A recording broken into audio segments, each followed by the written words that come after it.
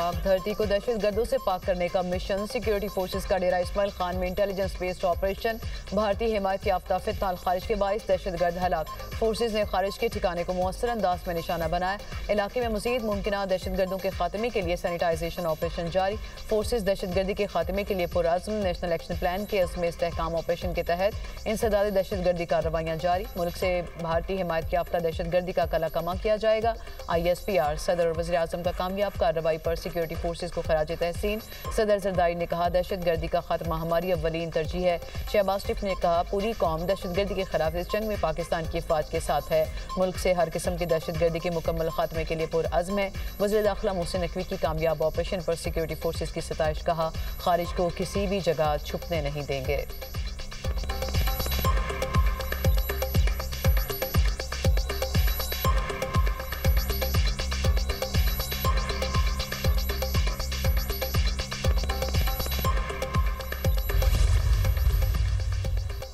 अफगानिस्तान खत्ते के अमन के लिए खतरा बनने लगा। पाकिस्तान के बाद ताजिकिस्तान पर भी हमला। खतलान रीजन में कैंप पर ड्रोन हमला। 3 चीनी मुलाजमीन हलाक। ताजिकिस्तान की वजारत खारजा के मुताबिक ग्रेनेड और खुदकार असलहे से लैस UAV के जरिए हमला किया गया। निजी कंपनी के मुलाजमीन के कैंप को निशाना बनाया गया। ताजिकिस्तान ने वाक़े को दहशतगर्द गिरोहों की कार्रवाई करार दिया। शदीद तशवीश का इजहार और मजम्मत भी की। अफगान हुकाम से सरहद पर इस्तेहकाम और सिक्योरिटी यकीनी बनाने के लिए मौसर इक़दामात का मुतालबा।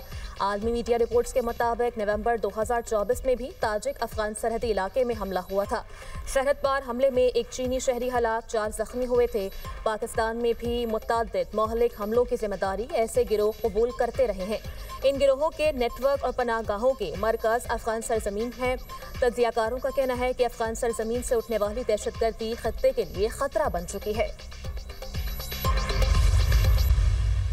पाकिस्तान बरादर मुल्क बहरीन के साथ इक्तिसादी ताउन को फिरोग देने के लिए तैयार। बहरीन की कारोबारी बरादरी को मजबूत ताल्लुकात इक्तिसादी ताउन में बदलने की दावत। सरमायाकारों को पाकिस्तान आने की पेशकश। वज़ीर आज़म शहबाज शरीफ ने मनामा में कारोबारी बरादरी से खिताब में कहा वक्त आ गया मजबूत ताल्लुकात को मुआशी ताउन में बदलें। ज़राअत, IT और दीगर शोबों में दोनों मुल्क एक साथ काम कर सकते हैं। पाकिस्तान और बहरीन में बरादराना ताल्लुकात दहाइयों पर मुहित हैं। बहरीन में मौजूद पाकिस्तानी तमाम शोबों में अजीम खदमात सर अंजाम दे रहे हैं। बहरीन के कारोबारी इदारों के साथ नई राहें खोल सकते हैं। बहरीन के पास मालियाती महारत और आलमी तजुर्बा है। वज़ीर आज़म का पुरतपाक इस्तकबाल पर बहरीन के अवाम और क़यादत से इज़हार तशक्कुर। वज़ीर आज़म शहबाज शरीफ के निजी दौरे पर लंदन आमद। वज़ीर आज़म का आज लंदन में मामूल का तिबी मुआयना होगा।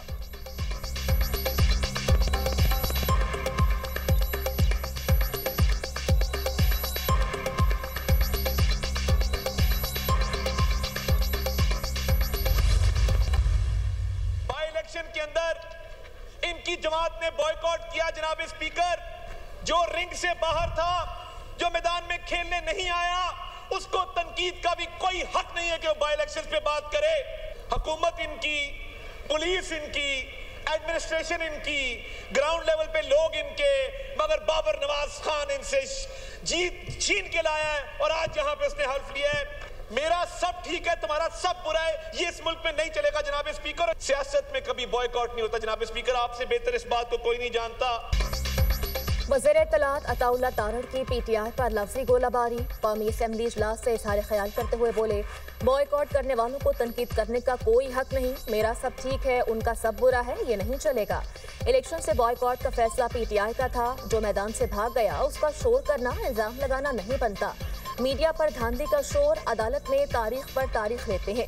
इनकी सोशल मीडिया पर मुहिम काबिल मजम्मत है। ज़िमनी इंतखाबात में इनको शिकस्त फाश हुई। बाबर नवाज हरिपुर में जीत कर इनसे सीट छीन कर लाया है। इनके हर कौल और फेल में तजाद है। इन्हें अपने गिरबान में झांकना चाहिए। नवाज शरीफ के साथ अदालती ज़्यादतियों पर उन्हें हाई कोर्ट से रिलीफ मिला। जब असद कैसर स्पीकर थे उस वक्त ये पहली 2 क़तारें जेल में थी। कौमी असम्बली से कई बार तहरीक इंसाफ को मुज़ाकरात की दावत दी गई। कौमी असम्बली का इजलास नौमुंतखब अरकान असम्बली ने हल्फ उठा लिया। स्पीकर सरदार अयाज सादिक ने नौमुंतखब अरकान असम्बली से हल्फ लिया। अपोजिशन अरकान का स्पीकर डाइस के सामने एहतजाज, जाली इलेक्शन नामंजूर के नारे।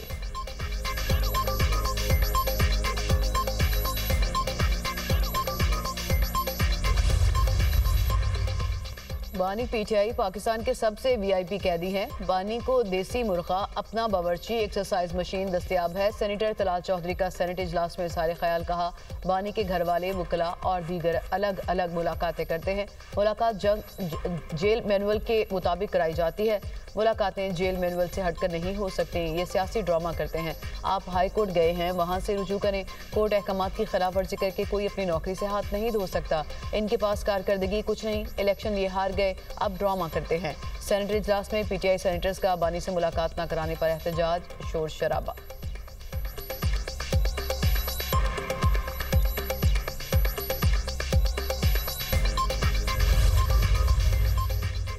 वज़ीर आला केपी का फैक्ट्री नाके पर धरना 6 घंटे बाद भी जारी। सोहेल अफरीदी के साथ सूबाई वज़रा, अरकान असेंबली और कारकुनान मौजूद।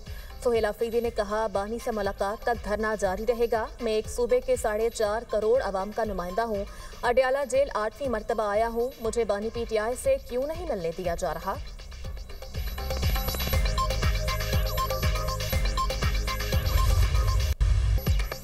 पाकिस्तान में तबाही के जिम्मेदार बानी और उन्हें इक़्तिदार में लाने वाले हैं। बानी के इक़्तिदार में आने के बाद जो 4 साल गुजरे उनमें तबाही हुई।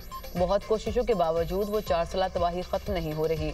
मुल्क को संभालना हमारी तरजीह है। इकॉनमी बेहतर हो रही है। सेनेटर राना सनाउल्लाह की मीडिया से गुफ्तगू कहा, जेल में बैठकर अगर कोई कैदी इस्लामाबाद पर चढ़ाई के मंसूबे बनाए तो मुलाकातें कैसे कराएं? कौन सा मुल्क या कानून इस बात की इजाज़त देता है कि जेल में बैठकर मुल्क के खिलाफ तहरीक चलाई जाए? बानी पीटीआई बिल्कुल सेहतमंद है, एक्सरसाइज भी कर रहे हैं। जेल में बानी को मुकम्मल सहूलियात फराहम की जा रही हैं। भारतीय मीडिया बानी पीटीआई से मुतालिक बेबुनियाद खबरें चला रहा है। भारत अब पाकिस्तान पर यलगार की जुर्रत नहीं कर सकता। भारत ऑपरेशन सिंदूर अफगानिस्तान के जरिए चला रहा है। भारत अफगानिस्तान को फंडिंग करके गुमराह कर रहा है। हम अफगानिस्तान पर कोई जंग मुसल्लत नहीं करना चाहते।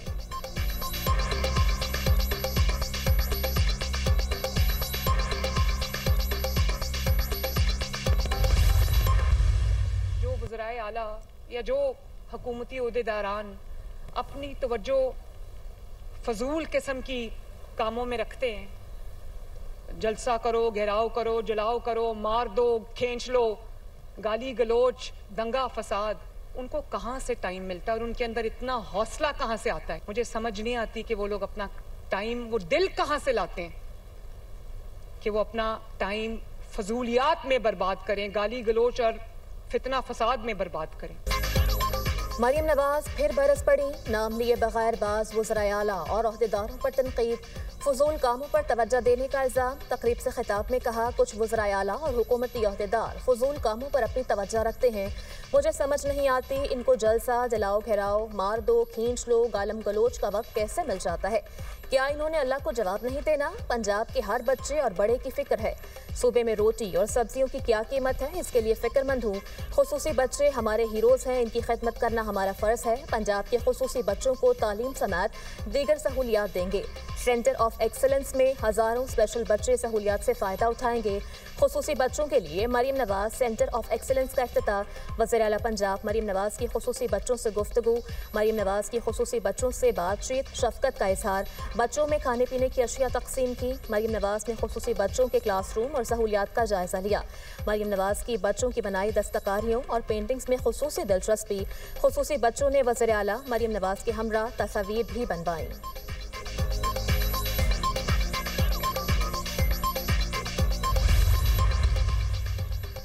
एक और वादे की तकमील। बेघर लोगों के लिए पाकिस्तान के पहले और मुनफरिद अपनी ज़मीन अपना घर प्रोग्राम की कुरानदाजी सदर नून लीग नवाज शरीफ और वज़ीर आला पंजाब मरियम नवाज ने इफ्तिताह किया। नवाज शरीफ और वज़ीर आला मरियम नवाज ने कुरानदाजी का आगाज़ किया। वज़ीर आला मरियम नवाज ने अटक की खातून रुखसाना बीबी को फ़ोन करके प्लॉट निकलने पर मुबारकबाद दी। नवाज शरीफ ने भी रुखसाना बीबी को मुबारकबाद दी। रुखसाना बीबी की नवाज शरीफ और मरियम नवाज के लिए दुआएं।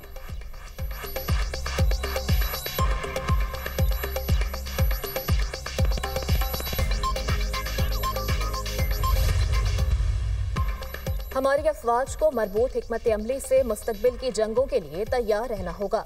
दुनिया एक नाकाबिल तसव्वुर रफ्तार से तब्दील हो रही है। अंदरूनी और बैरूनी आजमाइशों पर गहरे असरात मुरतब हो रहे हैं। ये असरात हाइब्रिड महाजराई से लेकर जंग तक मुहित हैं। मुकम्मल बाइख्तियार और मुनासिब सलाहियत से लैस मुसल्लह अफवाज के निज़ाम के लिए हिकमत अमली की ज़रूरत है। Chairman joint chief of staff committee general Sahir Shamshad Mirza का अलविदाई खिताब।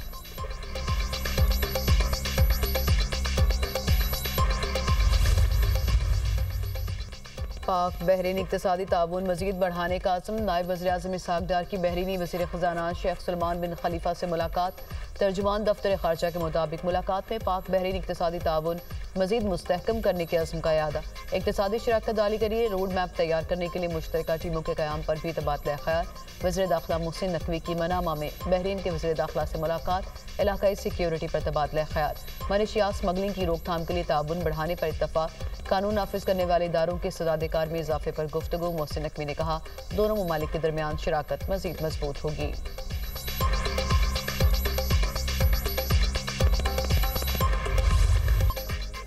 सिंध पाकिस्तान का अटूट अंग। भारतीय वज़ीर दिफा का बयान काबिल मज़म्मत और पाकिस्तान की खुदमुख्तारी पर हमला करार।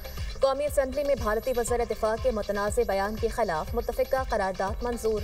मज़म्मती करारदाद PP के रुकन असम्बली असलम आलम न्याजी ने पेश की। करारदाद के मतन में कहा गया कि सिंध पाकिस्तान के रियासती ढांचे का अटूट और नाकाबिल तकसीम हिस्सा है।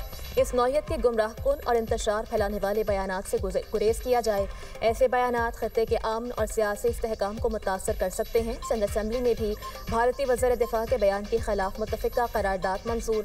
वज़ीर आला सिंध सैयद मुराद अली शाह ने कहा कि गंदे अंडे हर जगह होते हैं, लेकिन ये तो गंदे अंडों से भी नहीं। भारतीय वज़ीर दिफा और उसका बाप भारत में ही पैदा हुए। राजनाथ को सिंध का इतना दर्द है, मैं समझा शायद सिंध से हिजरत करके गया होगा। भारतीय वज़ीर दिफा ने सिंधु का पानी नहीं पिया, शायद इसलिए ऐसे बयानात दे रहा है। मार्का हक में भारत को इबरतनाक शिकस्त हुई। राजनाथ का कसूर नहीं, शिकस्त की वजह से इसकी हालत ऐसी हो गई है। ये शिकस्त खुर्दा शख्स तवील अरसे से भारत का वज़ीर दिफा है।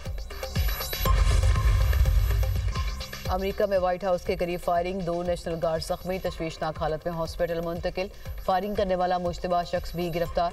अमेरिकी मीडिया के मुताबिक हमलावर अफगान शहरी है। 29 साला रहमान उल्लाह 2021 में अमेरिका आया। नायब सदर JD वैंस ने कहा दहशतगर्द के क्या मकासद थे अभी तक कुछ नहीं कह सकते। अमेरिकी वज़ीर जंग के मुताबिक डोनाल्ड ट्रंप के हुक्म पर वाशिंगटन में 500 इजाफी नेशनल गार्ड्स तैनात कर रहे हैं। फायरिंग के बाद व्हाइट हाउस में लॉकडाउन किया गया। वाशिंगटन के रोनाल्ड रेगन एयरपोर्ट को आर्जी बंदिश के बाद बहाल कर दिया गया।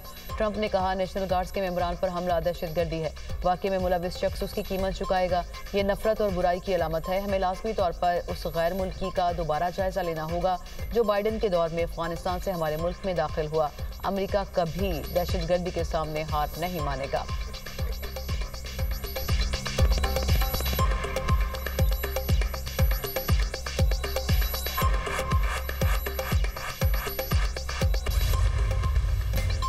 कराची में तेज रफ्तार ट्रेलर एक और जान ले गया। जैक्सन के इलाके में ट्रेलर और मोटरसाइकिल में तसादुम। मोटरसाइकिल सवार जाम बहक, दूसरा जख्मी।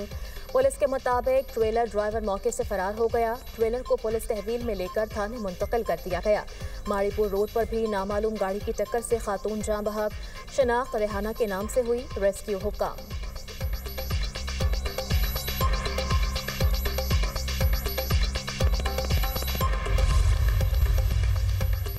पंजाब के कई शहर बदस्तूर फ़िज़ाई आलूदगी की लपेट में। लाहौर 301 AQI के साथ दुनिया के आलूदा तरीन शहरों की फहरिस्त में दूसरे नंबर पर।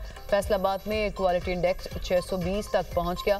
सियालकोट में AQI 281, बहावलपुर में 300 तक रिकॉर्ड।